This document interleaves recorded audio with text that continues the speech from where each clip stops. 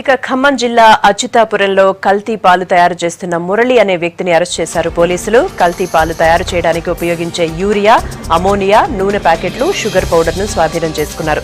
కల్తీ దందాపై స్థానికులు సమాచారం ఇవ్వడంతో దాడి చేశామని పోలీసులు చెబుతున్నారు. గేదెల పాలు అంటూ తమను మోసం చేశాడని వాపోతున్నారు డైరీ నిర్వాహకులు.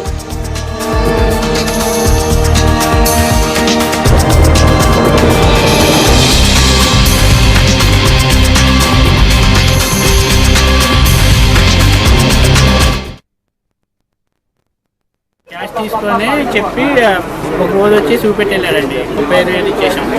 అయితే చూపెట్టారు. ఒక్కొక్క క్యాన్లో 40 లీటర్ల క్యాన్లో పోతే 5 వచ్చేది 10 వారం వస్తుంది. చెప్పిన దానికి కానీ ఆ మిషన్ ఇచ్చిన దానికి కానీ 35,000 ఇచ్చానండి. 40,000 అడిగాడండి. 35,000 తీసుకున్నాం. సూర్యాపేట మండలము అష్టాపురం గ్రామంలో వేజేల మురళి వ్యక్తి గత కొద్ది కాలంగా పాలను కల్తీ చేసి విక్రయిస్తున్నాడని తెలిసి ఈరోజు ఇక్కడికి రావడం జరిగింది. అతను కల్తీ పాలు తయారు చేయడానికి ఉపయోగించే యూరియా, నూనె ప్యాకెట్లు మరియు షుగర్ పౌడర్ మిగతా వాటిని స్వాధీనం చేసుకోవడం జరిగింది.